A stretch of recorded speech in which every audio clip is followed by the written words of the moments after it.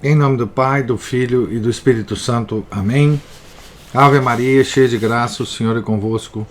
Bendita sois vós entre as mulheres, e bendito é o fruto do vosso ventre, Jesus.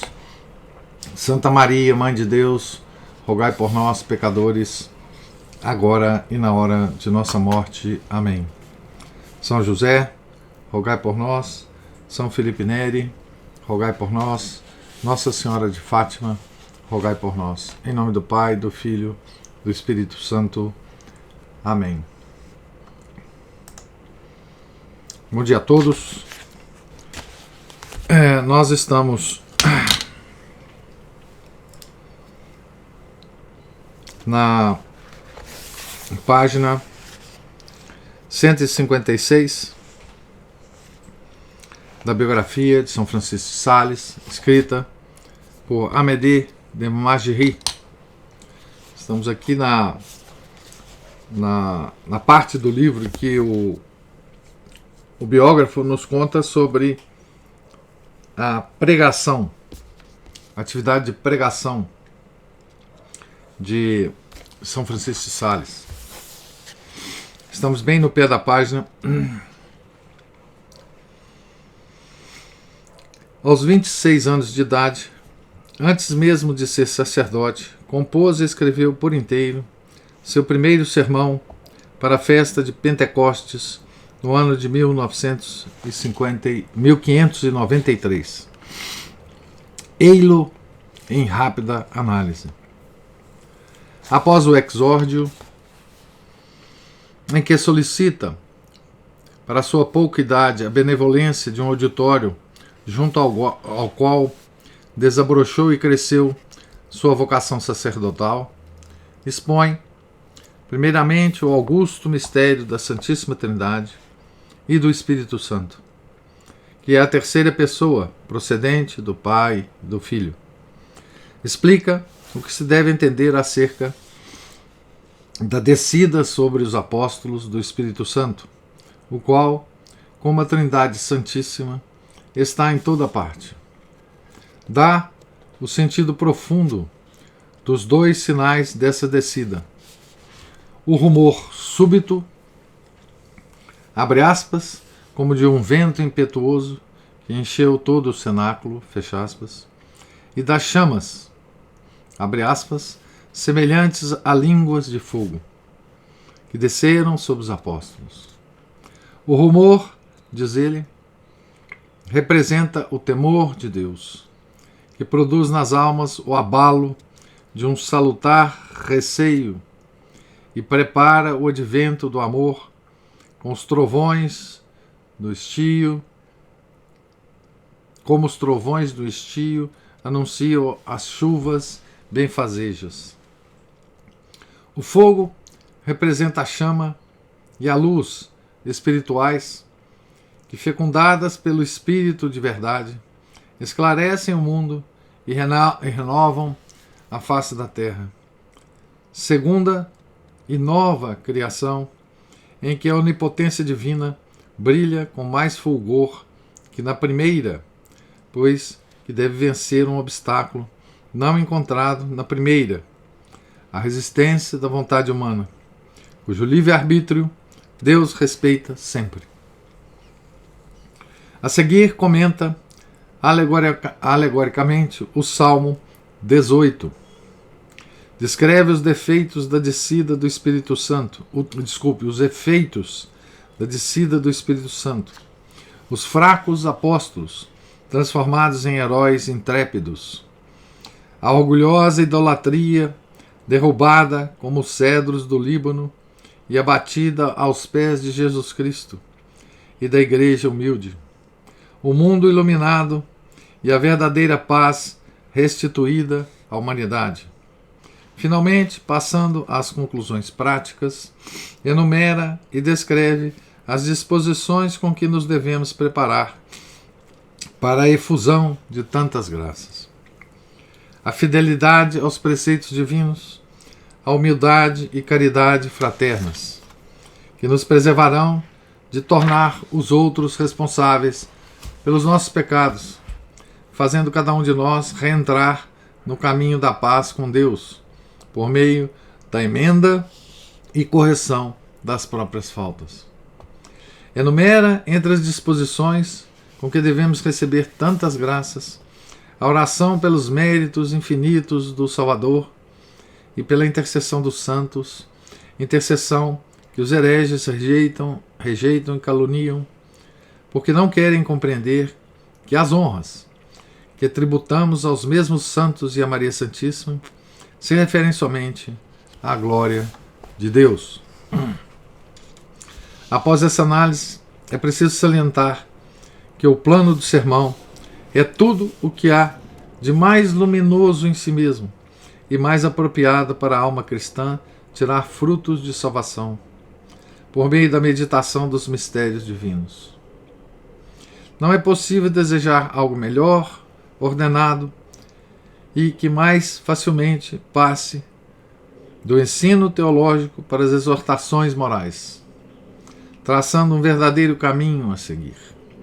A execução deste plano merece um pouco de atenção. O jovem pregador foi buscar em Plínio, o moço, uma história enfadonha de corças e veados, que é uma narrativa sem interesse. E a tendência para as interpretações sutis, tão do agrado daquela época, o conduziu insensivelmente a um problema de aritmética tirado do número dos apóstolos reunidos no cenáculo de Jerusalém, no dia de Pentecostes. Uma vez que se tratava de um problema, era forçoso resolvê-lo. E o pregador encontrou uma solução engenhosa e edificante, dizendo que, do mesmo modo que 120 é o produto da multiplicação de 10 e 12, assim também, se quisermos receber o Espírito Santo, é necessário multiplicar e enriquecer os 12 artigos de fé pelos 10 mandamentos da lei de Deus. Talvez julguem que isso há mais pitagorismo que teologia cristã, nesse simbolismo numérico um tanto forçado. Fora isso, o discurso, muito preciso na parte teológica, é em tudo mais absolutamente cheio de graça e delicadeza, de colorido amável, de fina observação moral e de unção piedosa. Seria preciso citá-lo quase todo, exceto o exórdio, que é uma parábola. Analisaremos apenas 2 parágrafos. No primeiro, em que trata dos efeitos produzidos na alma pelo amor de Deus, quando o temor lhe abriu os caminhos. São Francisco de Sales se apresenta sob um dos aspectos mais felizes de seu natural amável, que vem a ser o dom de compreender e descrever os obstáculos da natureza e de elevar o coração e os espíritos, por meio desses sinais visíveis, às realidades invisíveis e divinas. Vamos aqui aos 2 parágrafos que o biógrafo alude, né? Aqui o biógrafo alude. Então, São Francisco de Sales, no sermão sobre Pentecostes. Não nos aconteceu algumas vezes, durante a estação seca e ardente do estio, ver os jardins, por assim dizer, de boca aberta para receberem a chuva, e não vindo o socorro do céu para matar-lhes a sede, as ervas murcham e secam. Finalmente, as folhas definham e fenecem. Os camponeses reúnem-se então, fazem preces e procissões, para alcançar a benevolência do céu e o desejado líquido para os campos. Eis, porém, um vento impetuoso e quente, que, reunindo as exalações levantadas da terra, forma uma pesada nuvem negra que parece encobrir todo o céu, dentro da qual se gera o trovão e brilham claridades, parecendo então que, em lugar de trazer refrigério às plantas, virá despedaçar com seus raios os poucos bens que ainda restam na terrível seca. Nesse momento, os pobres lavradores, com muitos suspiros e angustiosas súplicas, estendem as mãos para os céus, segurando a vela benta. Pedem ao Criador que desvie sua cólera, representando a miséria a que ficaria reduzida a sua pobre família, se a nuvem produzir todos os efeitos com que os ameaça. Eis que a nuvem toda se desfaz, gota a gota, e se dissolve em água pura, que dessedenta fartamente os campos ressequidos, parecendo mais um forte orvalho que uma chuva impetuosa.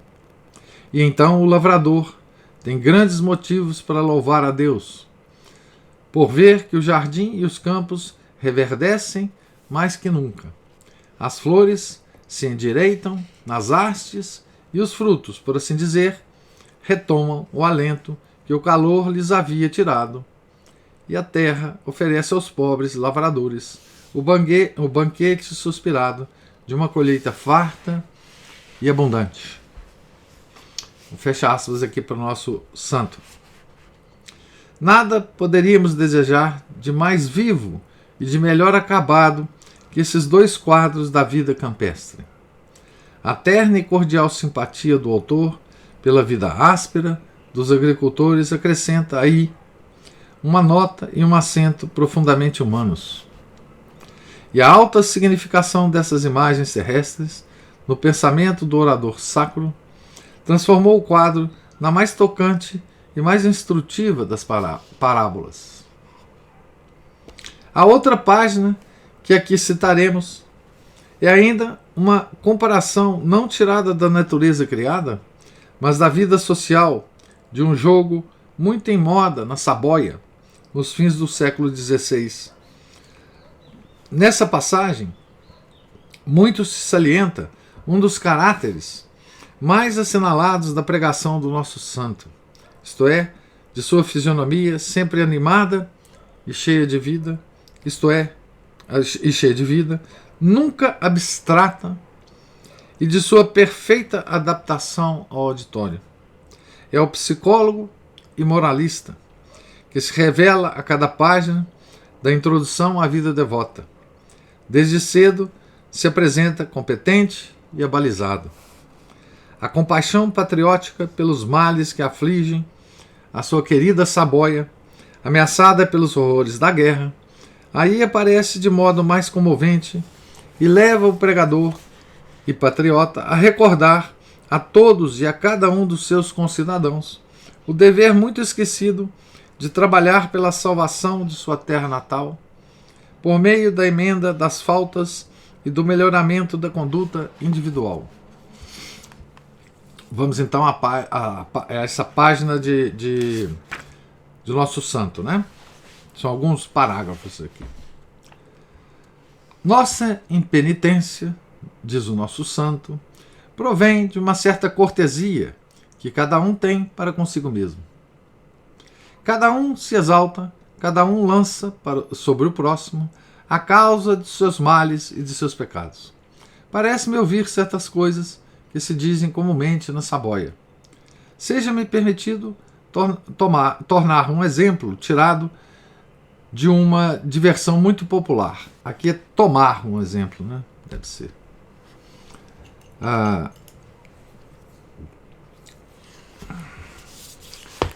Tomar um exemplo.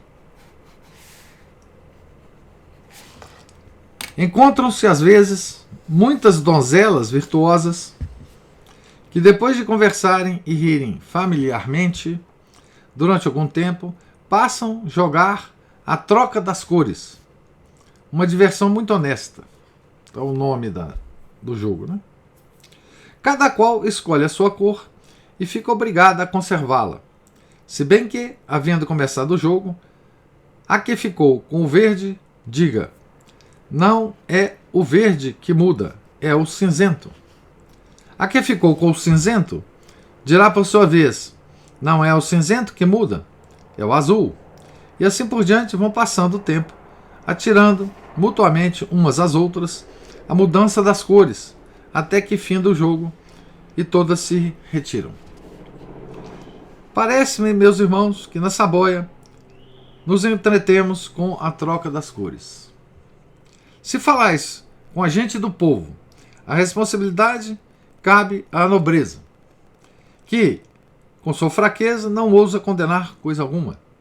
Se nos dirigirmos à nobreza, esta deita a culpa nos ministros da justiça. Se falarmos com os executores da justiça, eles se queixam dos soldados. Os soldados censuram os capitães e os deixam sem suas etapas ou são tão avarentos que se apoderam do pagamento dos soldados, que, privados dos seus recursos, se entregam ao roubo. Perguntai aos capitães e eles responderão que os príncipes são os culpados, pois querem fazer guerra sem recursos e se descuidam de remediar os males menores. Outros, arvorando-se em censores das pessoas consagradas a Deus, sustentam que os padres, por não serem bastante piedosos, são responsáveis por tudo. Finalmente, tanto nos entretemos com esse jogo que não nos advertimos de que é preciso terminar com isso. Entretemo-nos com o que se passa aqui e ali, e não tomamos o cuidado que devemos a nós mesmos. Que devemos, pois, fazer? É preciso expulsar o pecado de dentro de nosso íntimo. Devemos fazer a paz com Deus primeiro, e teremos depois a paz na terra. E qual é o pecado que devemos expulsar? Guardar-me-ei de dizer que é necessário expulsar o pecado alheio, trocando as cores uns com os outros. Dir-vos-ei, antes, que cada um deve falar à própria consciência e não à alheia, para lhe pedir contas de suas faltas. Dizia antes: ó minha alma, não és tu a causa destes males? Tu que tens cometido tantas ofensas, tantas fraquezas, a ponto da justiça infinita de Deus cair sobre todo este povo? Então aqui termina a página aqui que ele cita, né, do nosso santo. Este admirável e primeiro ensaio, verdadeira obra-prima, não nos demonstra o que foi a eloquência sagrada nos lábios e na pessoa de São Francisco de Sales. Leva-nos ainda a calcular que triunfos teria alcançado no púlpito se a sua vida, como por exemplo a de Bourdaloue, tivesse sido consagrada, por exemplo, ao ministério da pregação da palavra divina. A análise que acabamos de fazer apresenta-nos desde cedo alguns dos caracteres mais salientes de sua palavra: o encanto, a unção, a ternura, a penetração psicológica, a comunicação viva com o auditório. É que nosso santo tinha o cuidado em falar não de um modo geral e abstrato, como se for um livro, mas de acordo com as necessidades particulares, as disposições, a capacidade, as condições de vida e os hábitos sociais daqueles que o escutavam. Denominava esse modo de pregar aloqui hominem, falar a cada homem, de modo que cada ouvinte se sentia particularmente visado e como que um participante de um diálogo travado dentro de sua consciência, a ponto de ver-se forçado a dar resposta ao orador, pelo menos intimamente. O célebre Vogela, filho do presidente Fabre, afirmava de nosso santo, abre aspas, demonstrava um senso admirável em observar todas as circunstâncias requeridas, seja de lugar ou de tempo, seja de pessoas diante das quais pregava. Não dizia uma só palavra inútil. Fecha aspas. Assim permaneceu ele durante 30 anos de incessante pregação.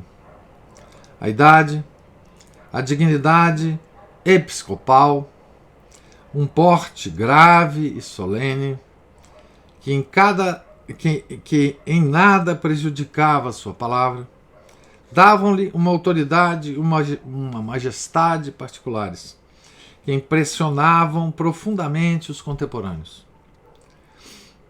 Um único traço apenas se conservava oculto, por causa da modéstia do novel orador: o vigor e a energia.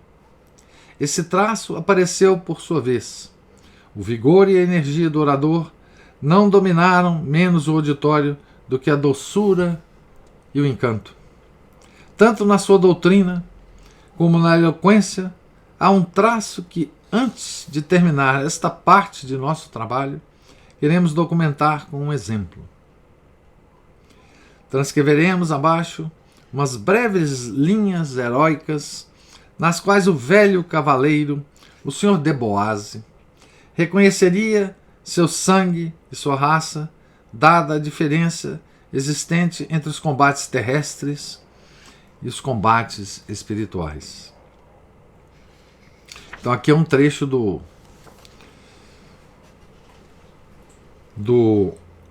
pai, né, São Francisco de Sales. Nosso Senhor Jesus Cristo escolheu a morte de cruz para nos fortalecer na constância, mostrando-nos por essa escolha que não devemos esmorecer com a grandeza e a duração de nossos sofrimentos, porque esses jamais poderão ser comparados com os que ele padeceu por nós. É forçoso, pois, robustecer nossa coragem, imitando a do nosso Divino Mestre, não nos rendendo nunca, sem combater valorosamente até a morte, sem nos intimidarmos com o grande número de inimigos que nos cercam. Então,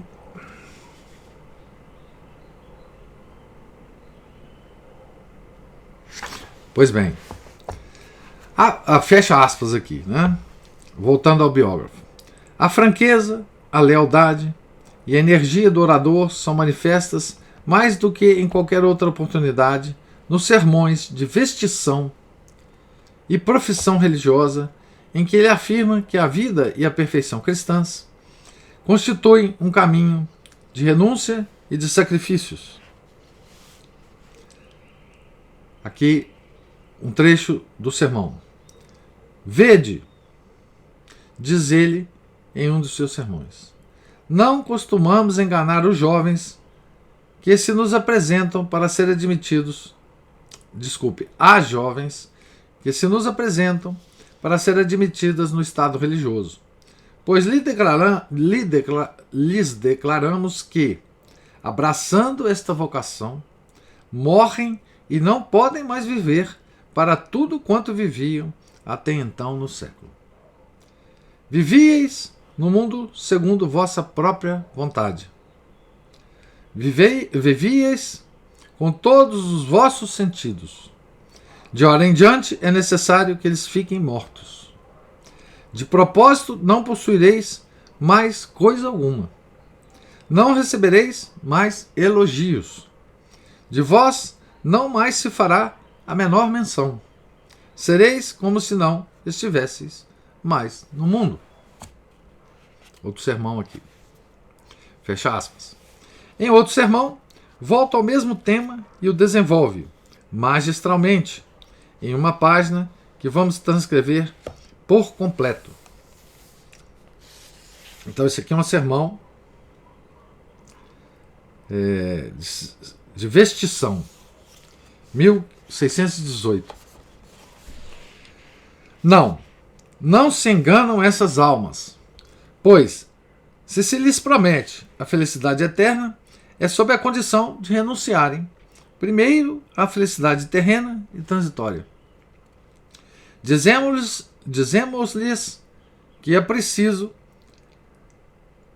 deixar a casa de seus pais e a pátria efetiva ou de adoção, e não ter outra senão a de nosso Senhor. Prometem-se-lhes as consolações que Deus costuma dar aos que os servem fielmente. Consolações que são muito grandes, ainda mesmo nesta vida. mas com a condição de renunciarem a todos os prazeres dos sentidos, por mais lícitos que possam ser. Declaramos-lhes, 2 pontos, se até o presente gostastes de viver, segundo vossa vontade, e fazer prevalecer a vossa opinião, de agora em diante é preciso nada mais estimar, a não ser a obediência. Colocamos-lhes um véu sobre a cabeça para mostrar que ficarão ocultas aos olhos do mundo. E se no passado foram conhecidas e estimadas, de agora em diante não mais será feita qualquer menção delas. O véu impedirá que se saiba se são belas, graciosas e atraentes. É preciso, portanto, perder a estima que podemos consagrar consagrar a todas essas coisas. Dizemos-lhes que são chamadas a gozar da felicidade do Salvador sobre o Monte Calvário, mas somente depois de terem sido crucificadas com ele no Monte Calvário, por uma contínua mortificação de si mesmas e voluntária aceitação, sem restrições, das mortificações que deverão praticar pelo resto da vida. Em conclusão, nós lhes prometemos que só serão esposas de nosso Senhor glorificado depois que o tiverem sido de nosso Senhor crucificado. Só lhes será conferida a coroa de ouro depois que tiverem recebido a de espinhos. Termina o sermão aqui, né? E termina a parte que o biógrafo reservou os comentários sobre a pregação, né? Do nosso santo, né? E é curioso, né? Esse sermão aqui, né? De vestição das freiras. E a descrição da vida delas, né? Que é uma vida de santidade, muito mais, digamos assim, perfeita, né? Do que a vida de santidade de nós leigos, né? Não que nós não tenhamos ou não possamos fazer progresso na nossa vida espiritual, né? Mas a vida da alma consagrada é muito mais direta, ou deveria ser mais direta, né?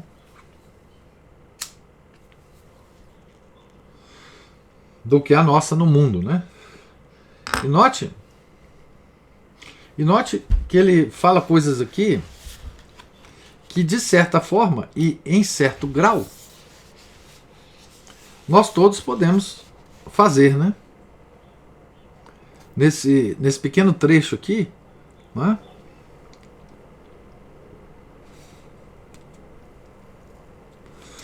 Eu vou reler algumas partes dele para comentar, né?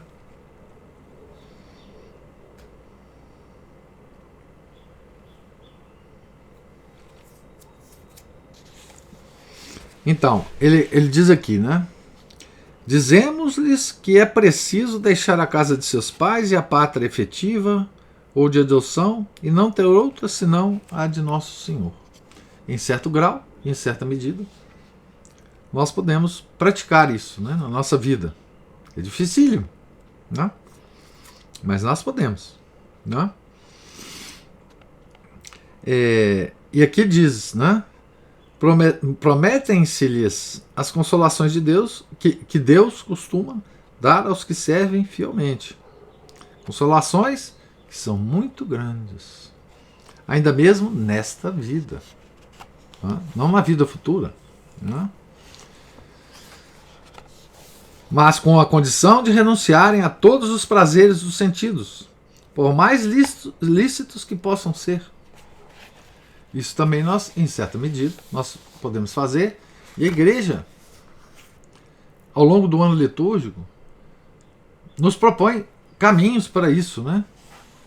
caminhos para isso, que são as mortificações da carne e dos sentidos, né? E dos sentidos internos e externos, né? As mortificações dos sentidos internos são mais ainda difíceis, né? A mortificação dos atributos superiores da alma, né? Que é do intelecto e da vontade, né? Podemos fazer em certo sentido, né? Se até o presente gostastes de viver segundo a vossa vontade e fazer prevalecer a vossa opinião, de agora em diante é preciso nada mais estimar a não ser a obediência. Então, aqui também nós temos uma certa participação nessa vida, né? Da freira, da alma consagrada, né? Da freira, do monge, né? Que é o quê? Não é? Não fazer prevalecer a nossa opinião, né? Nossa opinião, que tanto gostamos de dar, né? É preciso nada mais estimar a não ser a obediência. Nós também podemos ser obedientes, né? Em vários momentos da nossa vida. Não ao monge, né? Ou à freira, porque nós não temos isso, né? Mas aos pastores, que também, por hoje, atualmente está faltando. Né? Mas nós podemos obedecer aos conselhos dos santos, né? Nós podemos obedecer os deveres de Estado, né? Aos nossos deveres particulares do nosso próprio Estado, né? Colocar esses deveres acima da nossa vontade, né? Deixar de fazer o que a gente talvez gostasse mais, né? Para fazer o que é preciso, né? Isso também nós podemos, em certo grau, fazer, né? Aqui ele fala: colocamos-lhes um véu sobre a cabeça para mostrar que ficarão ocultas aos olhos do mundo. E se no passado foram conhecidas e estimadas, de agora em diante não mais será feita qualquer menção delas. Das pessoas, né? Então, ficarão ocultas aos olhos do mundo. Quantos de nós tentamos fazer isso, né? Ficar oculto aos olhos do mundo, não é? Através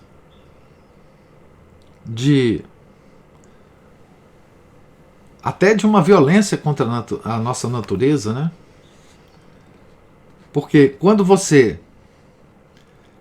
a forma de ficar oculto ao mundo é propriamente a prática da humildade, né? Da humildade. Nós podemos fazer isso de certa maneira, até um certo grau, não é?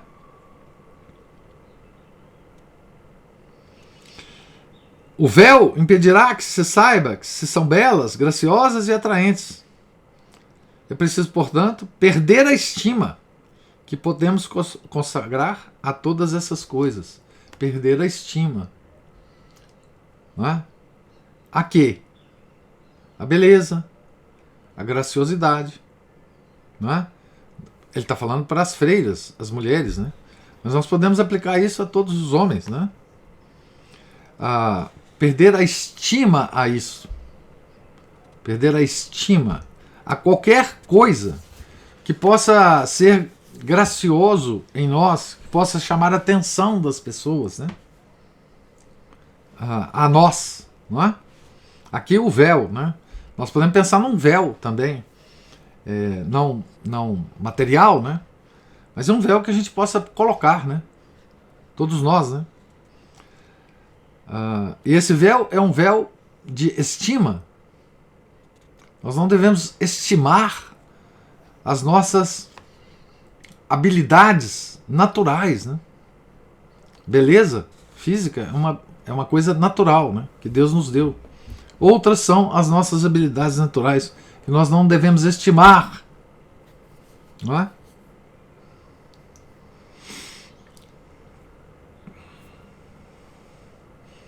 Dizemos-lhes que são chamadas a gozar da felicidade do Salvador sobre o Monte Calvário, mas somente depois de ter sido crucificadas com ele no Monte Calvário, por uma contínua mortificação de si mesmas e voluntária aceitação sem restrições das mortificações que deverão praticar pelo resto da vida. Então, isso tudo, nós podemos pegar essa página de São Francisco de Sales, né, e nos meditar sobre ela e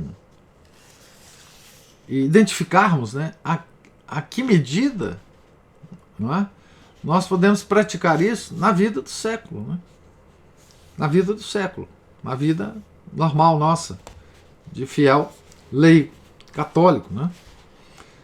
Em certa medida, todos nós podemos fazer um pouco desse exercício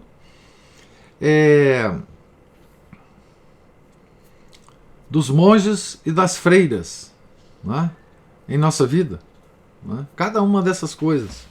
Por isso que, quando a gente lê, né, textos dos santos que são especificamente direcionados pelas almas consagradas, há nesses textos ainda muito interesse para nós leigos, porque de alguma forma nós podemos praticar essas virtudes, né, na nossa vida, digamos assim, para usar a expressão clássica disso, né, na nossa vida no século. E aí, quando a gente percebe isso, né, é que a gente vê quanto que a nossa vida, neste século que nós vivemos, né, quando a gente fala o século, é o século que a pessoa vive, né? Nós não vivemos na Idade Média, nem na Antiguidade. Nós vivemos no nosso século. O quanto o mundo hoje nos desvia de todas essas concepções de santidade, né? O quanto o mundo nos faz fazer exatamente o contrário disso, né? Estimar as nossas habilidades naturais, né? Não nos mortificarmos, exibirmos todas as nossas qualidades, às vezes qualidades que nós nem temos e que tentamos imitar, né, para exibi-las, né? Enfim, o quanto que nós podemos e normalmente fazemos, né? O quanto nós podemos nos afastar dessa vida recolhida, né? Dessa vida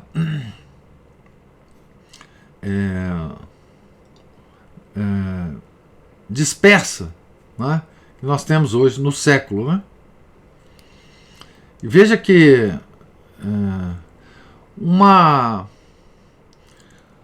um sinal, né, de que o homem do século, o católico verdadeiro do século, estima muito essas virtudes, embora seja muito difícil de praticá-las, né?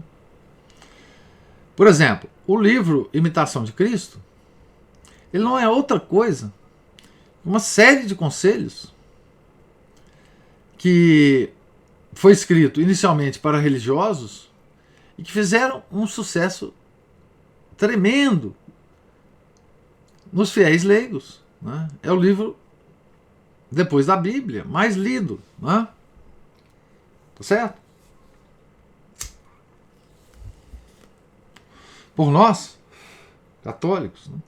Então nós estimamos isso, no fundo, nós sabemos que isso é correto, né? Mas quão difícil é, né,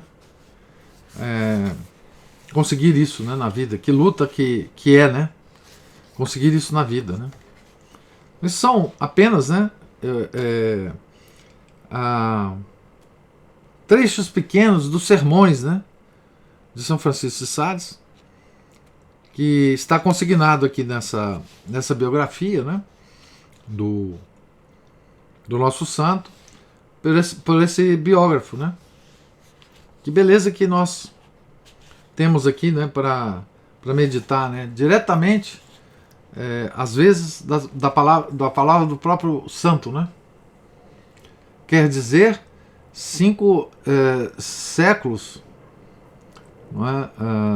400, 2000, 400 anos, né? 4 séculos depois dessas palavras terem sido pronunciadas, né, nós podemos ainda vibrar com elas, né? 4 séculos depois, né? Tá certo? Então, gostaria de ouvir então agora vocês. Nós vamos terminar a leitura aqui na página 165, que é o término dessa parte da pregação, né? E amanhã, se Deus quiser, a gente começa a 6ª parte da biografia, sobre a correspondência epistolar. Essa também, as cartas, né? As famosas cartas, as extraordinárias cartas, né? Que ele escreveu muito frequentemente para a direção das almas. E aqui nós vemos vamos ter um saborzinho, né? Um aromazinho do São Francisco de Sales como diretor espiritual, tá certo? A Ana Paula, o Márcio já levantou a mão aí. Oi, professor, sou eu. Tudo bom? Tudo. Bom, gostei bem, foi desse jogo da batata quente aí, né? Daqui, é ótimo, pra cá, pra lá, pra cá, né? Responsabilidade de todos, mas não é de ninguém. Bom, nenhuma coincidência com nossos tempos. Mas é interessante essa última parte que o senhor leu e comentou, claro, ela chama mais a atenção de todos nós. Essencialmente, em maior ou menor intensidade ou extensão, todos nós, mesmo os leigos aqui, né, no século, nós somos chamados a isso, né? E como elas são esposas, chamadas a serem esposas de Cristo. Mesmo na vida matrimonial, a mesma coisa. Isso. Que é uma coisa, aliás, que desde os tempos do Padre Paulo, como eu participei em paróquia, nas, né, aspas, pastorais de preparação para o matrimônio, a gente percebia também o tanto que as pessoas são extremamente despreparadas para esse tipo de vida. Elas não sabem reconhecer que elas estão entrando também numa forma como se fosse uma vida religiosa, de certa forma, né? Que tem todos esses componentes do sacrifício, do abrir mão da própria vontade, da própria opinião em prol do senso de dever, de prioridade, daquilo que tem que ser feito, e que dentro da casa delas, quem manda é aquela brincadeira, né? Quem acha que é o homem que manda, levanta a mão, uma parte levanta a mão. Quem acha que é a mulher é que manda, uma parte maior ainda levanta a mão. Pois é, mas nenhum de vocês pensou que quem manda na casa realmente é Deus. Cabe a vocês simplesmente interpretarem essa vontade e colocarem em prática, que é o mais importante, né? A vida matrimonial é uma vida de obediência. Sim, exatamente. Né? E é muito semelhante a isso. Peraí, cachorro tá pulando em cima de mim aqui. Bom, mas o fato é que, lembrando aqui, o que eu gostaria mesmo de colocar é o seguinte: isso é muito semelhante àquela consagração à Nossa Senhora que São Luís de Montfort propôs, né, que alguns comentaristas colocam, nada mais de certa forma, do que uma espécie de renovação dos votos batismais. Como você colocou, né, o mundo ele sempre nos desvia disso. Então, simplesmente aquela renúncia, né, que se faz no batismo, a Satanás, que os nossos padrinhos fazem por nós. A Satanás, suas pompas, suas obras, renuncia ao diabo. A renúncia também ao mundo, às máximas do mundo, né, São Luís também coloca, e vários outros santos também colocam, justamente essas máximas do mundo, que são completamente contrárias, como o senhor disse aí mesmo, à santificação. Né? Então a renúncia ao mundo também.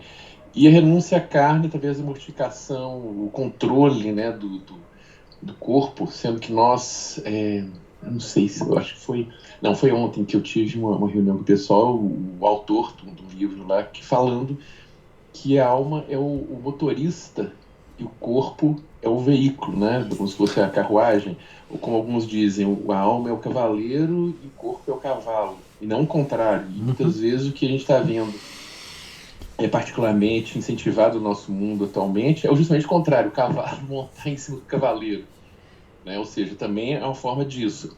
Ou seja, na prática, quem não se esforçar sinceramente para isso, né? Não será um verdadeiro devoto de Nossa Senhora, e não é pelo fato de colocar uma correntinha no pulso, no tornozelo, sei lá onde.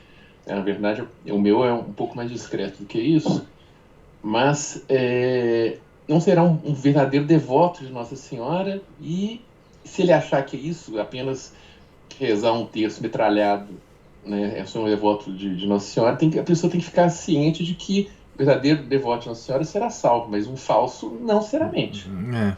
E que muitas vezes exatamente é isso que todos os santos põem. E tem um livro do padre Júlio Maria de Lombardi que fala sobre isso, muito bom inclusive. Ele fazendo a menção de vários outros santos de longa, muito anteriormente ao São Luís, que na verdade ele mais compilou e codificou isso, né? Exatamente dessa forma. Se a pessoa pelo menos não se esforçar para poder se enquadrar nesse esquema em que as freiras estão, a consagração dele vai ser uma consagração ainda na prática meio vã, né? E aí, se eu quiser falar mais alguma coisa, aliás, o senhor falou muito bem, né? Mas caso tenha algo a acrescentar, a gente agradece o senhor. Muito obrigado. Obrigado você, Márcio. Não, veja, você sabe que bom, comigo aconteceu assim, né? E eu não sei se com as outras pessoas aconteceu da mesma forma, ou acontece ainda, né? Que é o seguinte, para mim foi muito difícil entender, compreender, não é? A questão da obediência da freira à sua priora, às regras da sua ordem, ou do monge, ao seu prior, e às regras da sua ordem. Como é que isso poderia ser aplicado no mundo? Para mim, esse foi um assunto muito importante na minha vida intelectual e espiritual, é compreender como é que isso se realiza na vida do leigo, né? Quer dizer, porque a vida do monge e da freira é, digamos assim, a vida intensificada da que um leigo devia ter, né? A nossa vida é mais, digamos assim, essa prática diária, digamos que ela é mais diluída. Mas aonde que estaria essa obediência, né? Como é que isso seria praticado, pelo menos, né? Isso eu acho que é uma compreensão, claro, que vem vagarosamente na vida da gente, né? Que entra na nossa compreensão vagarosamente, mas eu acho que isso é uma coisa muito importante, quer dizer, a gente saber, né? Que nós somos chamados também a esse tipo de vida proporcional à nossa situação, e que nós devemos nos dedicar a isso com tanta força quanto as freiras e os monges se dedicam na vida delas lá no mosteiro, né? Que é dificílimo, né? Uma transição, né? de uma jovem, né? do mundo para um convento, ou de um jovem do mundo para o convento. E isso eu acho que é uma compreensão que digamos assim, nos auxilia muito a entrarmos, digamos, numa via, num caminho espiritual como leigo, né?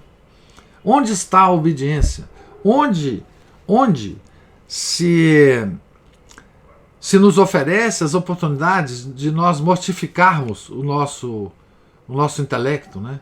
De nós nos modificarmos em relação às opiniões próprias, né? De nós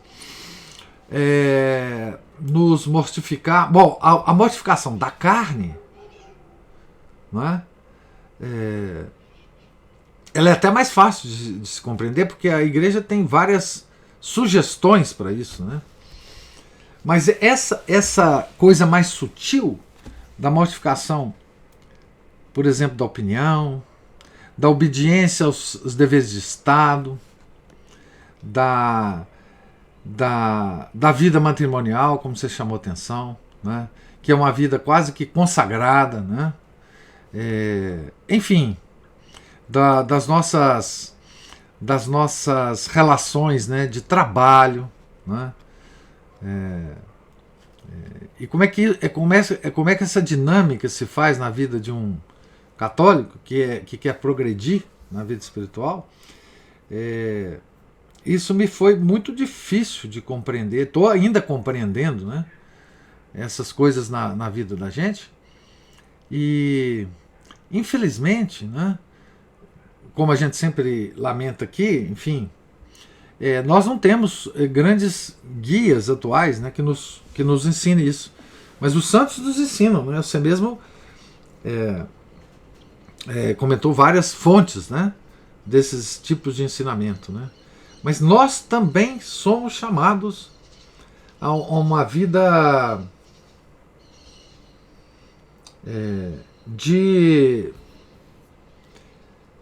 claro, na proporção da nossa vida, não há vida de mosteiro, não há vida de reclusão, né, na medida das nossas possibilidades, uma vida de... Aliás, os próprios retiros espirituais ao longo do ano, que os leigos fazem, né, dá uma certa dimensão disso, né? Sejam retiros curtos ou longos, que hoje que sempre existiu para leigos, né? Nos dão uma certa, enfim, um certo direcionamento nessa coisa, né? Essa coisa de ocultar com o véu, né? Que no mosteiro é o véu físico mesmo, né? O que isso pode significar para nós, né, na nossa vida? Nós nos ocultarmos, né? Aquelas práticas, né, muito práticas, aquelas sugestões muito práticas dos santos, né? Cuidado com as palavras, né? Cuidado com a verborragia que nós temos, né? O cuidado com falar... falar pouco, mas não é falar poucas palavras, é falar só as palavras que são necessárias, né? Às vezes são necessárias muitas palavras, em certas situações, mas a gente usar só as necessárias, né? A gente não usar mais palavras do que as que são necessárias em cada situação, né? Então, o controle da língua, né? Isso, na vida do monge e da freira, é uma experiência cotidiana, reforçada pela regra, pela disciplina do convento. Mas nós temos que nos adaptar a isso também no mundo, né? Enfim, é uma coisa muito difícil, mas é um aspecto da vida monástica que nós temos que introduzir na nossa vida pessoal, né? Cotidiana. E esse último página aqui do São Francisco me recordou, né, esses temas, né, que eu me preocupo com eles, né? Me recordou muito, muito fortemente isso, né? Você vê que a Introdução à Vida Devota, o livro do São Francisco de Sales, foi escrito para leigo, mas tem muito disto tudo que a gente está falando aqui, né? Até que ponto, né, nós podemos e devemos estabelecer um monasticismo na nossa vida de leigo, né? Esse é um tema que eu acho assim que a gente devia meditar mais, né? E a gente não medita, né?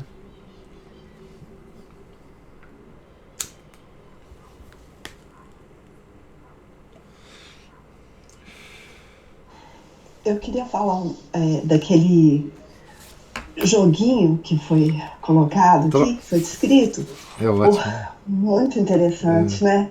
Me fez lembrar que o Padre Jorge uma vez fez um comentário de que às vezes ele tem que chamar as pessoas durante uma confissão, ele tem que chamar a atenção delas para que elas voltem para si próprias, porque elas começam a justificar as próprias faltas falando dos outros.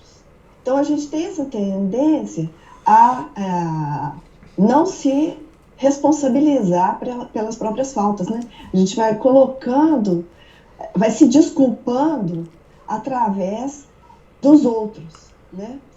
E eu fiquei pensando como seria bom, e como que hoje em dia, ao mesmo tempo, é tão difícil, seria bom que nós tivéssemos e desenvolvêssemos verdadeiras amizades, aprofundássemos, né, amizades, de forma que a gente tivesse, como diz lá no Eclesiastes, ou no Eclesiástico, não sei, escolhe um para teu amigo, assim, tivéssemos alguém que pudesse... Você está me ouvindo? Porque a imagem travou. Não, estou te ouvindo perfeitamente. Tá? Então tá. Que nós tivéssemos alguém, algum amigo que, com um amor fraternal mesmo, pudesse apontar das nossas faltas. Porque eu acho que, à medida que a gente vai tentando melhorar a nossa vida espiritual, os nossos pecados, eles vão ficando um pouco mais escondidos, né? Eles vão ficando mais sutis, como disse o senhor. Não são aquelas coisas tão flagrantes mais. E aí eu acho isso um perigo danado, porque enquanto eles são flagrantes, fica fácil da gente reconhecer, fácil assim, né, em termos, mas assim, fica mais fácil da gente ver, né? Às vezes é difícil de reconhecer, mas a gente vê. Agora esses que são escondidinhos, né, sutis, fica mais difícil. Às vezes, e se às vezes a gente tivesse um amigo, assim, uma amizade realmente verdadeira, essa pessoa pudesse também nos ajudar e nessa correção, né? Era isso. Quem dera que nós tivéssemos isso, né? Mas isso que você falou é de uma importância, assim, de uma importância, porque assim, principalmente, né, aqueles que se dedicam a confissões frequentes, né, o que a gente observa em nós mesmos, né, eu observo em mim, né, que às vezes eu fico muito fixado em pecados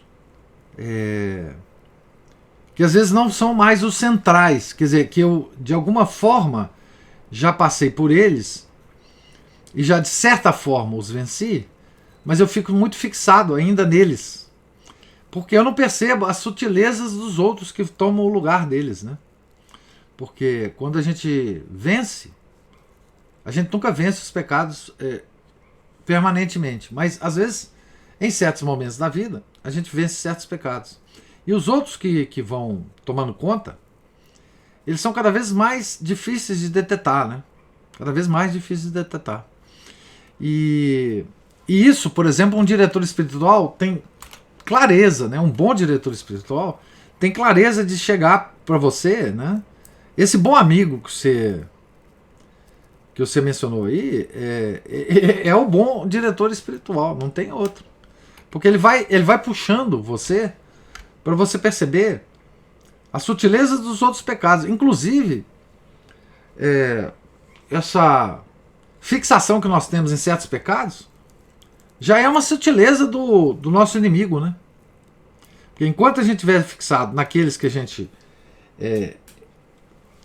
venceu, o nosso inimigo já age em torno daqueles que a gente nem percebeu.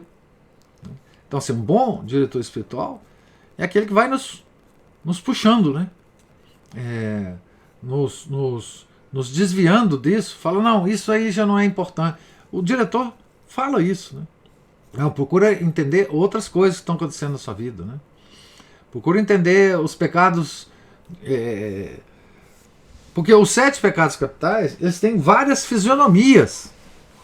Eles se apresentam para nós na nossa vida com várias fisionomias que a gente não, às vezes a gente não reconhece, muitas vezes a gente não reconhece, né? Sim, mas isso é fundamental, quer dizer, o nosso exame de consciência tem que ser cada vez mais profundo e sutil, né? E a gente tem que pedir muito a Nossa Senhora para que ela revele para nós, né, esses pecados sutis, essa coisa, essa camada mais mais enterrada, né?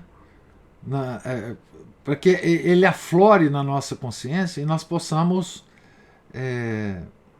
através das palavras, confessá-los ao Padre, né? E o bom diretor espiritual, inclusive, ele percebe até as coisas que a gente não fala, né?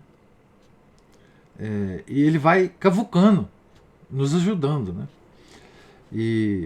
Então nós temos que pedir a Nossa Senhora, é ela que vai desencavar isso, né, ao longo do tempo, né? A graça de perceber claramente os nossos pecados. Isso é uma graça de Deus. Isso aí é uma graça. É uma graça, né? Nós temos que, hoje, né, no tempo que a gente vive, nós temos que cada vez mais confiar que Nossa Senhora vai desencavar essa coisa para nós, né? Vai melhorar o nosso exame de consciência e vai nos dar palavras, né? Conceitos, palavras, né? Para nós verbalizarmos isso na hora da confissão, né? Mas isso é central, no que você falou, isso é central, absolutamente central. E eu sinto a mesma dificuldade sua, enfim. A confissão frequente, ela tem esse fenômeno que acontece conosco, né? Porque à medida que a gente vai declarando os pecados, vai surgindo outros que a gente ainda não consegue colocá-los em palavras, né? Eles são subconscientes, né? Importantíssimo, Ana Paula, isso que você falou. A Cristina levantou a mão. Professor, voltando um pouquinho aqui à questão do estado de vida, do matrimônio, ontem o senhor me disse que ontem foi a festa de Santa Joana de Chantal, dirigida espiritual de São Francisco, né? E aí eu fui conhecer um pouquinho mais a biografia dela. Teve um aspecto que, assim, não sei, acho que eu fiquei um pouquinho, assim, não é chocada, mas, bom, deixa eu falar o que é. Ela teve ela, depois de que ficou viúva, ela foi levar uma vida monástica, não é? E para levar essa vida monástica, ela deixou, parece que um filho de 15 anos, eu não sei, não deu para entender se ele era mais novo ou mais velho, ou tinha acho que uma criança de 9 anos, eu não entendi, ela tinha 4 filhos. E quando ela foi deixar a casa dela, ela deixou o menino com o pai, ele se jogou na frente dela para que ela não abandonasse, né? A casa, o castelo, sei lá, porque, né, onde que ela morava. E isso me causou assim, uma situação de... Mas como que ela conseguiu deixar o filho para trás, um filho que implorava, né, para ela não o abandonar, e ela deixou o pai, a criança, o rapaz. Guardadas as proporções que um rapaz do século XVI, de 15 anos, já é homem feito, né? Não é igual os nossos que têm 25, 30 e são crianças de 10, 9 anos. Ao mesmo tempo, é interessante notar que ela só se disponibilizou ou só foi aconselhada a levar essa vida monástica porque ela estava viúva, porque ela ficou viúva, não é? Então, ela só foi liberada, ou se sentiu liberada, foi aconselhada depois de cumprir o primeiro estado de vida dela, que é o matrimônio. E eu lembrei que eu convivi na minha, até hoje, uma família de 6 filhos, a minha vida inteira, e a mãe era muito católica.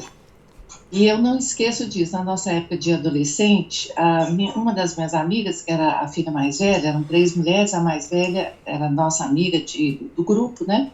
Muito rebelde, demais da conta, era comum isso, né? Revolta, quando a gente tinha 15, 6, 17 anos, isso era de lei. E eu me lembro que essa menina, ela, como a gente falava, ela aprontava. E um dia a mãe falou, o pai deu um chega para lá, e a menina revoltada com o pai, ela falou: entre você e ele, eu fico com ele. E na época, e assim, isso é uma coisa que a vida inteira eu acabei ouvindo, né? No trabalho, por exemplo, as mulheres falando assim, que enaltecendo o amor pelos filhos em detrimento do amor pelo esposo. Hoje isso é muito comum, né? E eu sempre tive esse exemplo de que o casal, a família, o esteio da família, é a dedicação, a fidelidade, a promessa do matrimônio, não a maternidade. A maternidade ela vem em segundo lugar, né? Então é esse comentário que eu queria fazer sobre a Santa Joana de Chantal. É isso. Não, eu não sei muito detalhe da vida de Santa Joana, não. Nós vamos eu vou até ver se eu acho uma biografia mais completa dela, talvez para ler aqui e comentar. Mas, nesse particular que você está falando aí, existem vários santos, não é? Santas, viúvas, né? Por exemplo, a Santa Rita de Cássia, né? Que ao se dedicar à vida monástica, né? Ela, no caso da Santa Rita, eu acho que ela deixou os filhos mais velhos, né? De idade mais avançada, né? Mas eu não sei o detalhe dessa direção espiritual dela em relação a deixar a família. Eu sei da própria biografia aqui. Nós vamos ter, eu acho que no segundo livro que a gente vai ler sobre São Francisco de Sales tem mais informação sobre Santa Joana. Eu sei que ela sofreu muito depois que o marido morreu, com o sogro dela, e com talvez um cunhado dela também. Sofreu demais no castelo. É um castelo que ela morava, né? Eles eram nobres, né? A família dela. E ela sofreu demais. Agora, esse detalhe do filho realmente eu não posso comentar porque não conheço. Mas enfim, não posso comentar. Não sei nem o que dizer assim a respeito digamos assim, desse abandono, entre aspas, né, do filho para ela se dedicar, né? Mas tem várias santas viúvas, né, que tiveram que fazer isso, né? De alguma forma, com filhos, né? Abandonar os filhos, abandonar entre aspas, né? Deixar eles, enfim, na vida secular para se dedicar. Não sei o detalhe da Santa Joana, infelizmente, não sei. Enfim, agora essa promessa do matrimônio, ela é muito grave, né? E ela o matrimônio é uma espécie de vida monástica, né? De vida monástica é o seguinte: você desiste ou você deixa, de certa forma, o mundo, o que você era antes, para entrar no mosteiro, do matrimônio, né? Muitas vezes você tem que usar o véu, esse véu metafórico, né? Para viver essa vida. E até é muito interessante as definições que a igreja dá, né? Como sacramento, sacerdócio, promessa feita a Deus, é o único ato que, dentro dos sacramentos da igreja, que ele é exclusivo, né? Nosso, como leigos. Isso. Existem características de como a igreja lida com o sacramento do matrimônio, que quando a gente conhece, eu não sou estudiosa disso, mas conheci alguns aspectos com a leitura, que é uma coisa extraordinária, muito assim, é de uma beleza muito grande, né, professor? Não, e outra coisa, né, tal como uma moça entra para um mosteiro para se santificar, o matrimônio é um caminho de santificação. De santificação. Né? Então, É muito interessante quando a gente lê sobre a vida monástica de algumas santas, por exemplo, Santa Teresinha, do Menino Jesus, e creio até que Santa Bernadette.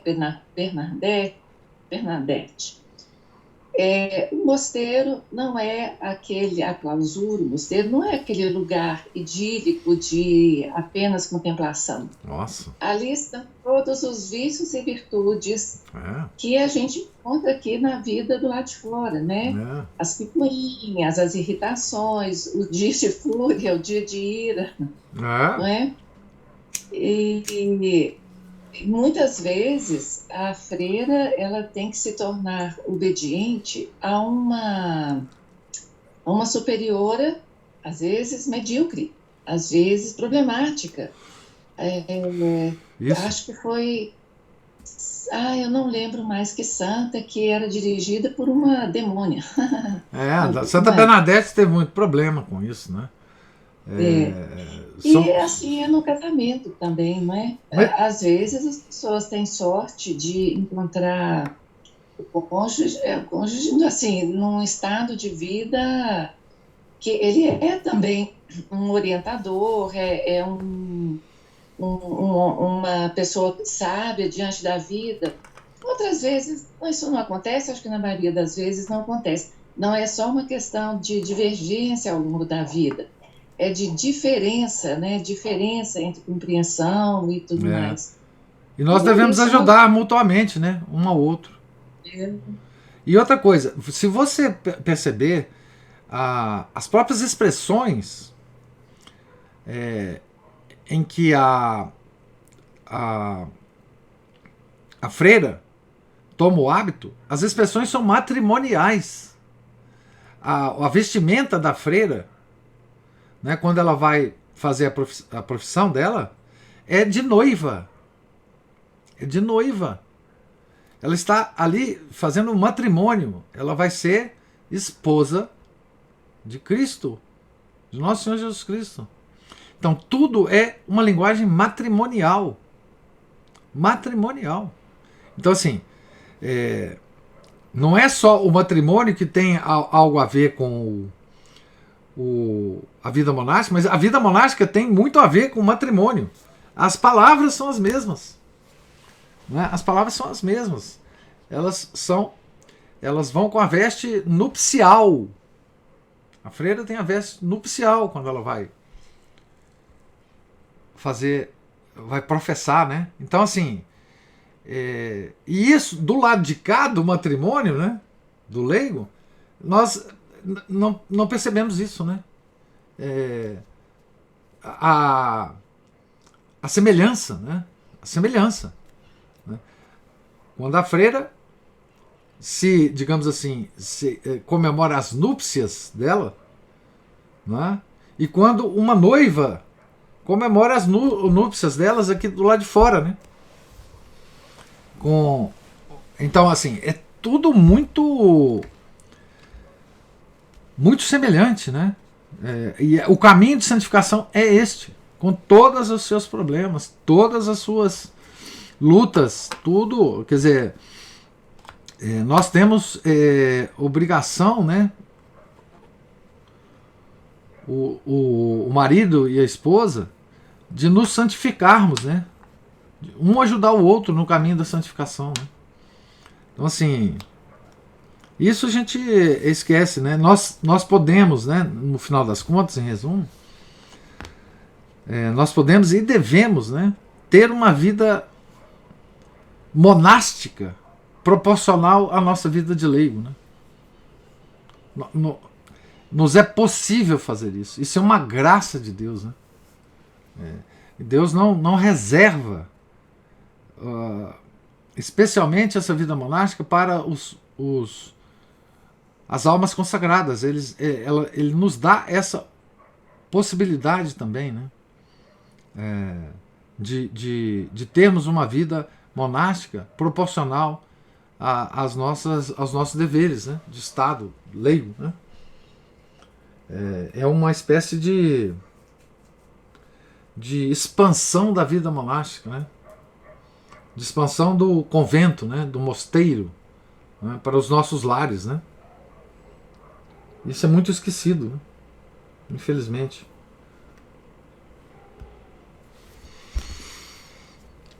Mas é isso. Alguma... Opa, levantou a mão aí. Ana Paula ou o Márcio?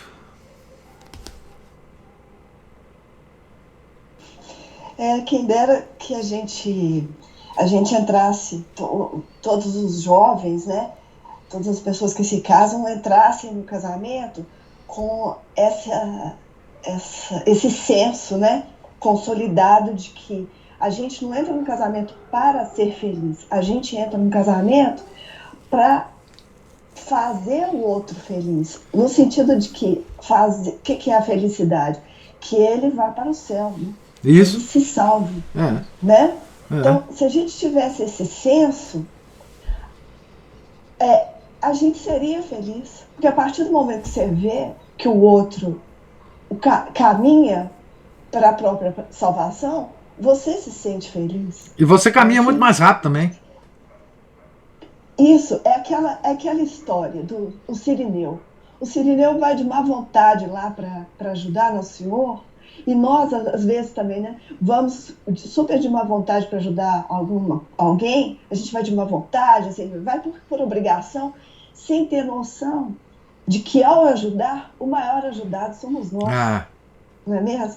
Então, se a gente tivesse esse senso, seria muito bom, né?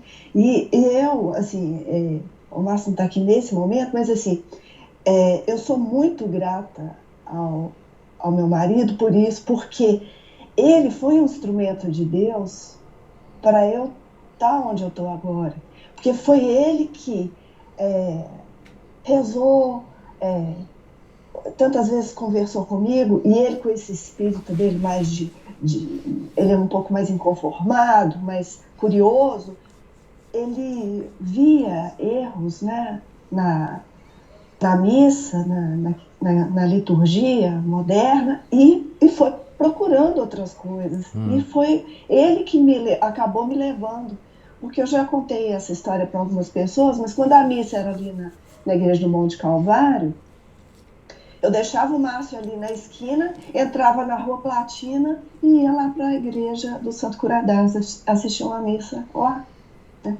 Eu só ia com o Márcio nas missas de Natal, Ano Novo, essas missas, vamos dizer, mais das grandes festas da igreja, para fazer companhia a ele. E aos poucos eu fui entendendo, ele foi falando, e até trazer o Padre Paulo Santos aqui em casa para almoçar, e aí foi que eu comecei realmente a frequentar. Então, se a gente tivesse mesmo esse senso, né, desse dever matrimonial, eu acho que quanta coisa...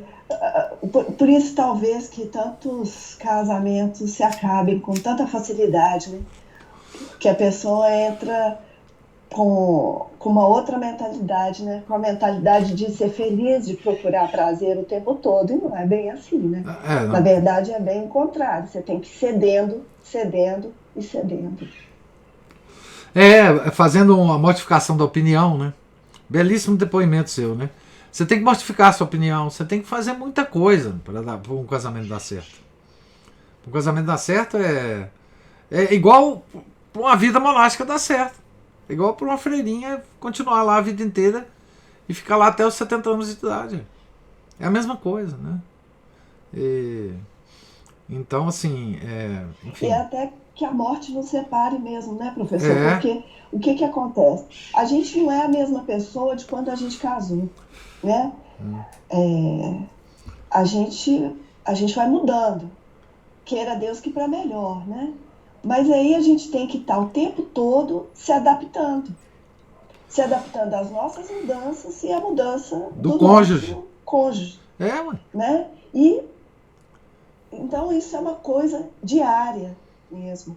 É uma decisão diária que a gente tem que tomar de fazer o nosso casamento dar certo, vamos dizer assim.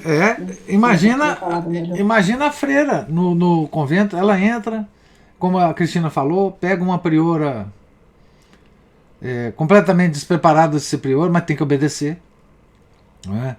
Vocês vejam que coisa impressionante. Por exemplo, essa questão da obediência. Tem um caso da Santa Margarida Maria Alacoque muito, muito impressionante a esse respeito, né? Que é o seguinte: ela, numa das visões de Nosso Senhor,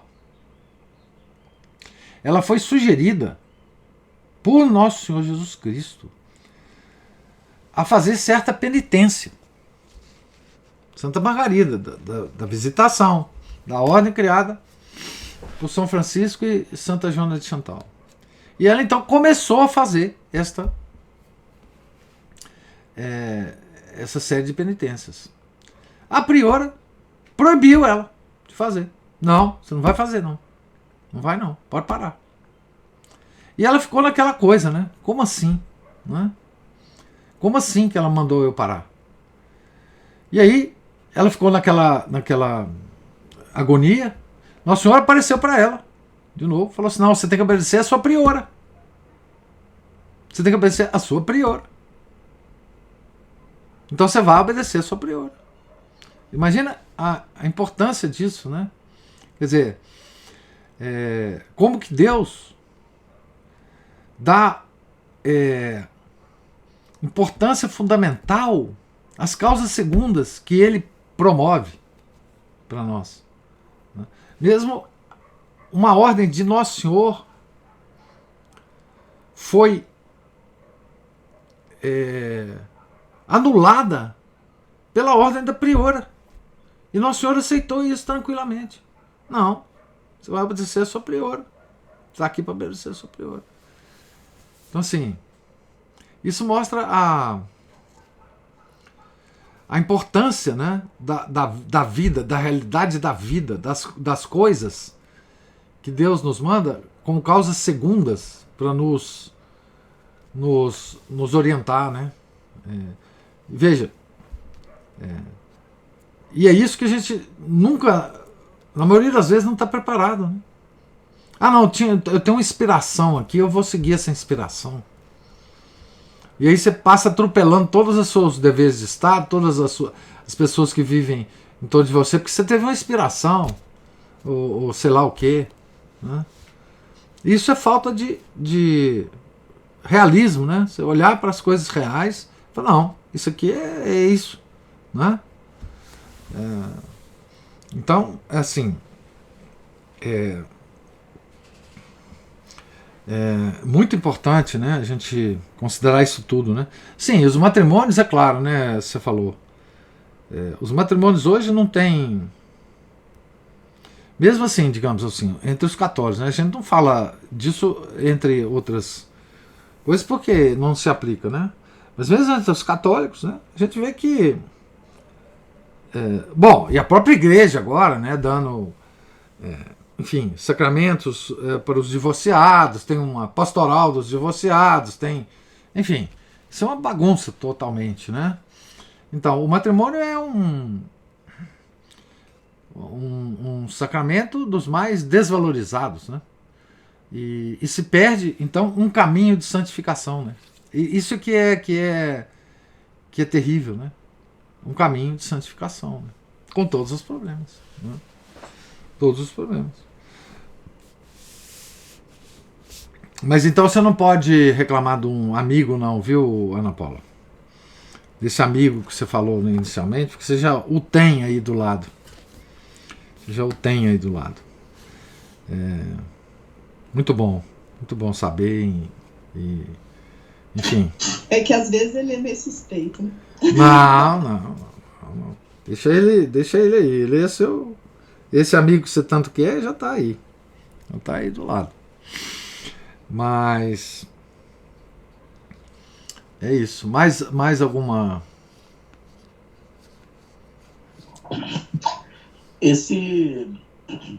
de tudo que foi dito pela Cristina, pela Ana Paula, pelo Márcio, que a gente constata hoje é que falta para a gente a formação básica, né?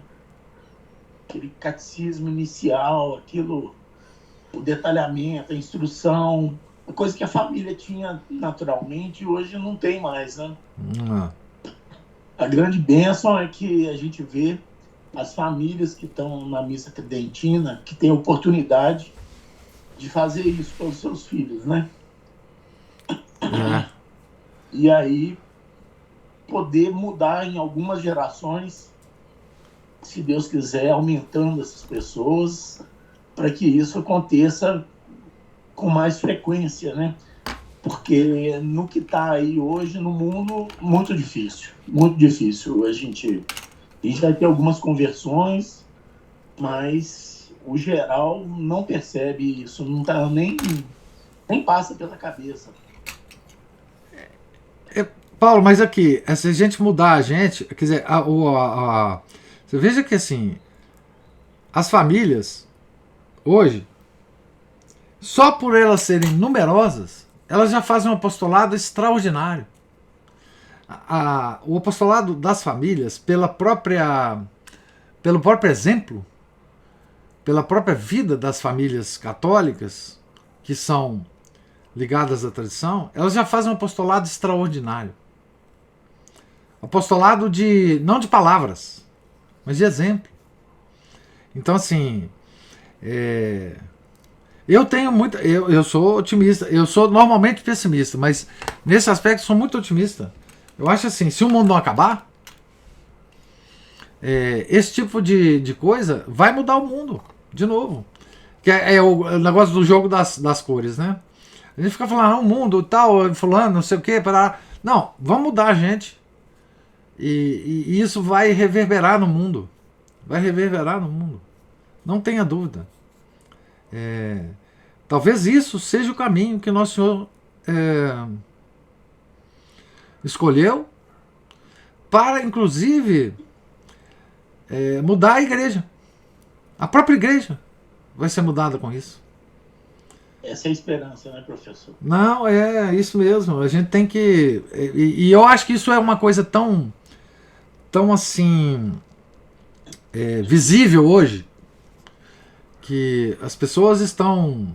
Você vê, todos os ataques que a gente sofre em relação à missa antiga, ataques de fora e de dentro da igreja, muito mais de dentro que de fora, eles não estão mais tendo efeito. Essa expansão da missa antiga no mundo, ela não tem mais volta. Cada vez mais pessoas vão sendo atraídas, e vão vivendo uma vida mais digna de um católico viver. E isso é um rolo compressor. Esse tipo de coisa é imparável. É imparável. As vocações que saem, né, desse meio, vocações extraordinárias, enfim, porque as famílias são a fonte das vocações na igreja, e as famílias sendo numerosas e criando os filhos católicos, vai sair muita vocação. Nós vamos rejuvenescer o mundo, né? A juventude vai rejuvenescer a igreja. Só com o tempo a gente... Mas pode esperar, nós vamos... Quer dizer, Nosso Senhor Jesus Cristo vai vencer. Não é? Disso eu não tenho dúvida. O problema é a velocidade também que o outro lado caminha e pegando pesado, né? Vai sempre assim. O outro lado é sempre a força bruta, e vai. Mas nós, como sempre, vencemos o Império Romano, o Exército Romano, que era muito mais poderoso que qualquer coisa que existiu. Então, a gente vai. Apenas nós não podemos desistir. E o caminho católico é esse, não é um caminho revolucionário. O caminho católico é esse. né? E nesse aspecto eu sou otimista. Eu acho que existe uma reversão já que está no início, e toda reversão no início é muito difícil de perceber. Mas a reversão já se implantou. E nós que estamos vivendo, é difícil a gente perceber. E outra, essa reversão completa não será na nossa vida. Não será, sei lá, quantos séculos vai durar. Mas ela já começou. E ela é inevitável, imparável. Né? A minha visão é essa. Ana Paula levantou a mão aí. Pois é, professor. Opa, Márcio. Sai para resolver um negócio ali, já estou de volta.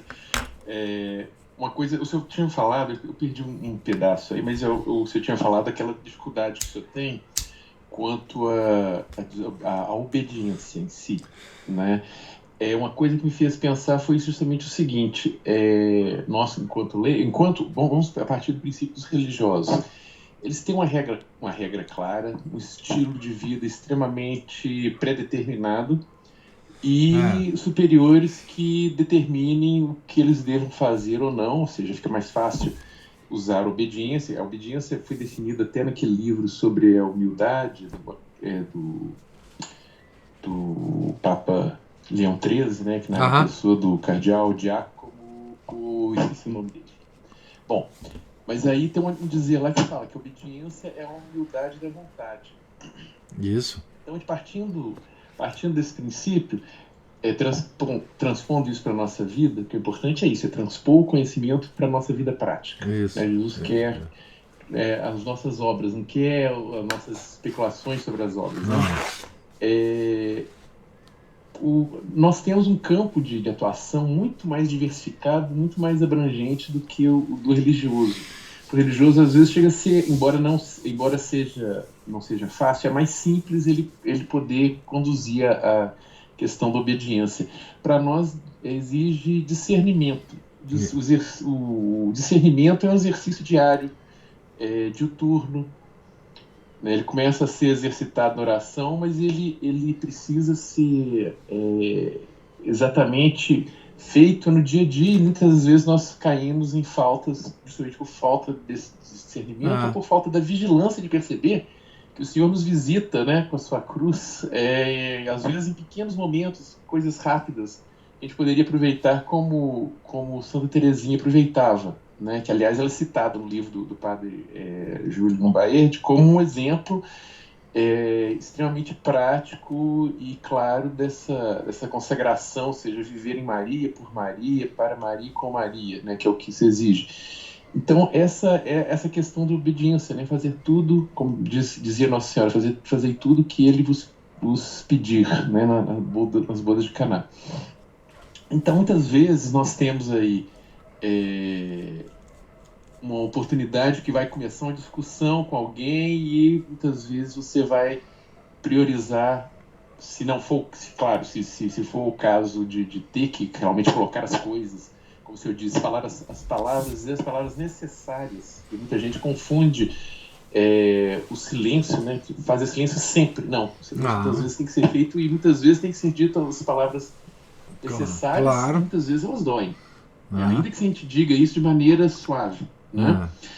Então tem sempre esse discernimento. É hora de, como dizia lá no Eclesiastes, se eu não me engano, tem hora de dizer, tem hora de ficar calado, tem hora de agir, tem hora de ficar quieto, tem hora de ser duro, tem hora de ser manso.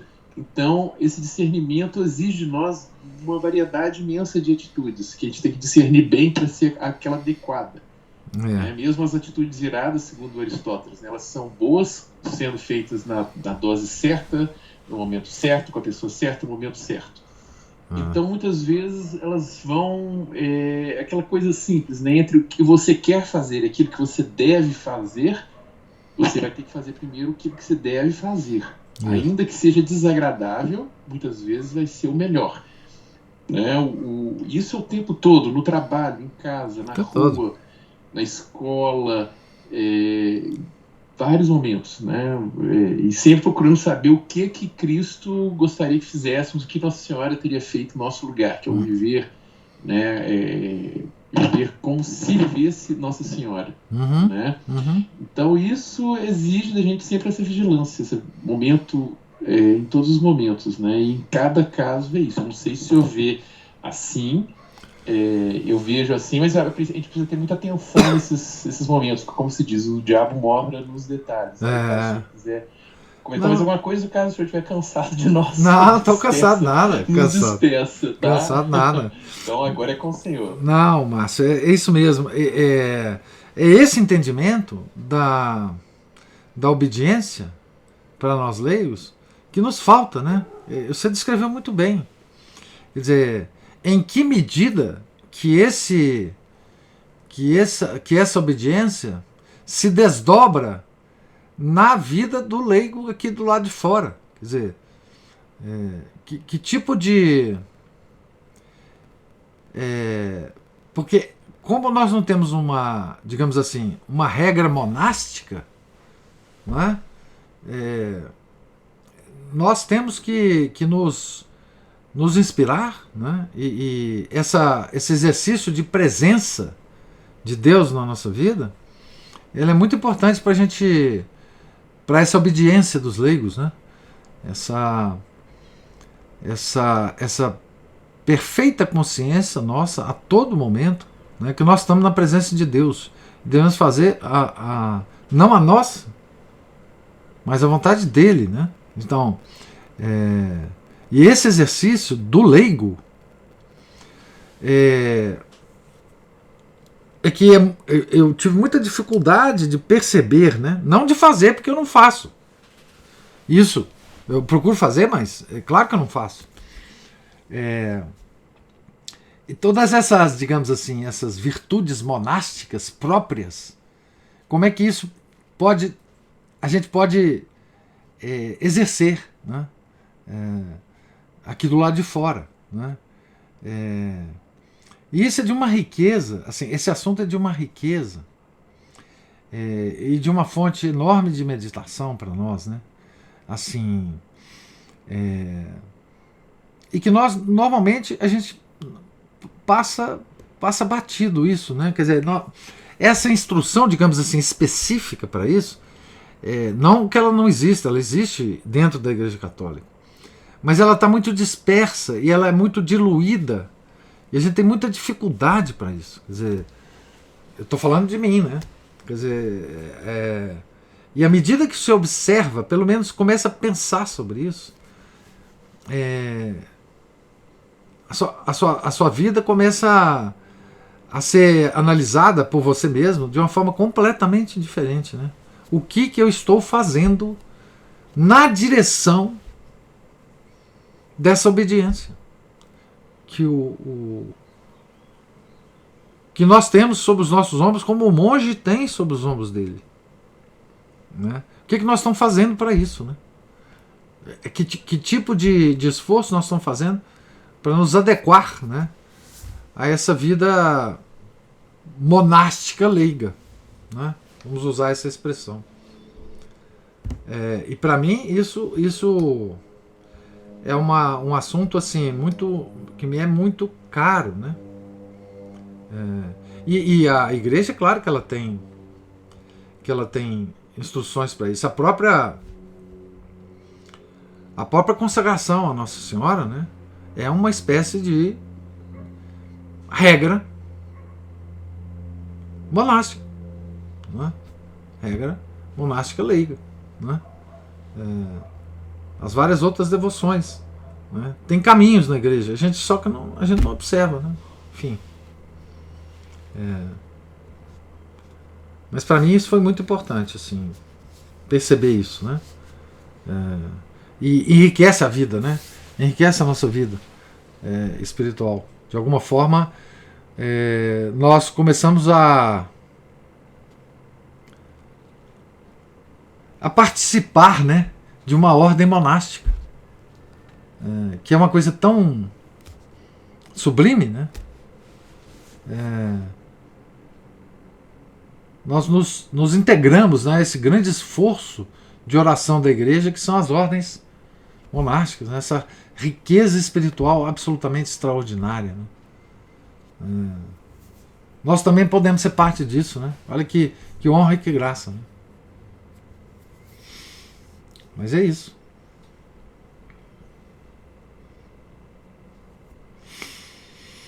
Pois bem. Opa!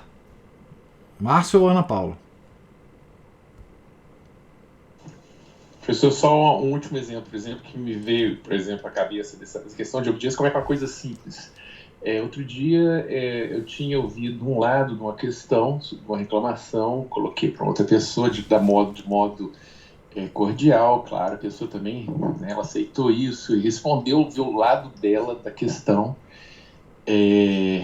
da solução, que inclusive ela propôs uma solução no problema e que eu achei a solução muito boa, inclusive, e aí eu pude ter uma noção melhor de como as coisas estavam funcionando. Então a gente vê que uma coisa simples e boba dessa, né? Não é uma questão difícil, não decidir o futuro das nações com isso, mas eu pude ver, primeiro, como é que Deus quer que a gente faça as coisas. Primeiro, escute os dois lados da questão, né? Não vamos precipitar em julgamentos, né, temerários. Segundo, vamos buscar a verdade, né? Terceiro, a minha opinião de como que a coisa era, ela estava vista como uma forma parcial, a solução que eu pensei que fosse. Um caso, ouvindo o outro caso, tive uma visão global melhor. Terceiro, a solução... Quarto, sei lá, nem sei qual mais é a questão. A solução que essa pessoa propôs me pareceu superior àquela que eu tinha pensado e que eu acatei, e inclusive elogiei essa pessoa por essa iniciativa, que eu achei que foi muito sensata, né? E a gente tem que ter essa aí a gente vê, né, a humildade. Eu não tenho nenhum dever de obediência a essa pessoa, mas, no entanto, como me pareceu mais acertado isso, uma inspiração praticamente, vamos dizer assim, do Espírito Santo, vamos dizer assim, misturado com as boas tendências dessa pessoa, eu pude fazer aquilo que São Francisco falava, obedecer inclusive àqueles que não são iguais, porque obedecer aos superiores é até fácil, e até aos inferiores. Isso. Então, uma questãozinha boba, simples, não estou contando isso para me vangloriar, mas apenas para dar um exemplo de como é que a cada momentinho da vida a gente, estando alerta, porque às vezes a gente está preocupado, pensando em outras coisas, como é que a gente pode fazer a vontade de Deus ali como leigo. Não é só isso. Obrigado. Isso mesmo. Abrir mão da opinião da gente, né? Quando a gente encontra uma melhor. Tem tão pouca gente que tem essa capacidade hoje em dia, né? Você expõe a opinião, a pessoa fala, não, isso aí, pá. Não, realmente sua melhor do que a minha. Vou adotar a sua. Essa coisa da opinião, gente, é uma coisa terrível, né? A gente tem opinião sobre tudo e a gente acha que a nossa opinião é melhor do que a de todos, né? E o mundo, hoje, ele estimula a gente ter opiniões, né? Então, assim, essa mortificação da opinião própria é uma das coisas mais importantes para nós hoje. Inclusive, como o Márcio falou aí, para que a gente pratique essa obediência leiga, né? Porque a obediência, o que é? É você, apesar de ter uma opinião, né? Você segue a opinião do seu superior. Agora, o leigo, ele não tem necessidade, ele pode seguir a opinião do inferior intelectualmente, às vezes, inferior, sei lá, de alguma forma inferior, né? Inferior economicamente, de um empregado, que chega ao patrão e dá opinião e fala, não, realmente sua opinião é melhor do que a minha. Né? Isso é um exemplo prático, ótimo, que o Márcio deu, dessa via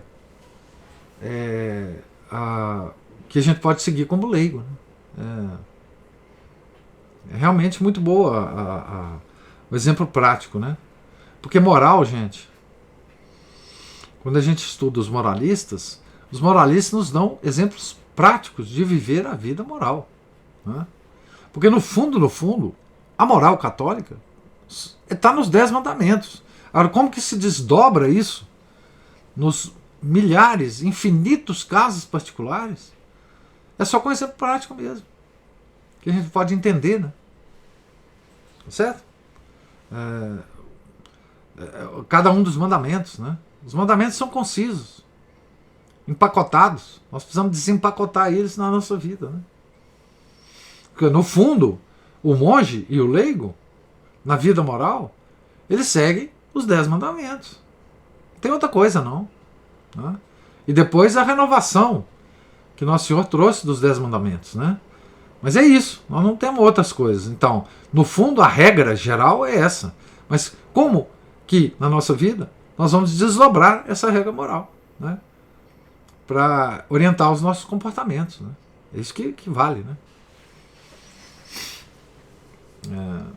Certo? Mais alguma observação?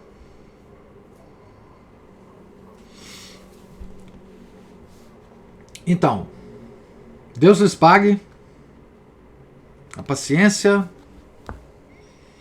a presença, a extraordinária coleção de comentários que vocês deixam aqui, tá certo? Tenham todos um santo dia, fiquem com Deus. Nós então, amanhã começaremos na página 167, sobre a correspondência epistolar do nosso santo, certo? Em nome do Pai, do Filho, do Espírito Santo. Amém. Ave Maria, cheia de graça, o Senhor é convosco. Bendita sois vós entre as mulheres, e bendito é o fruto do vosso ventre, Jesus. Santa Maria, Mãe de Deus, rogai por nós, pecadores, agora e na hora de nossa morte. Amém.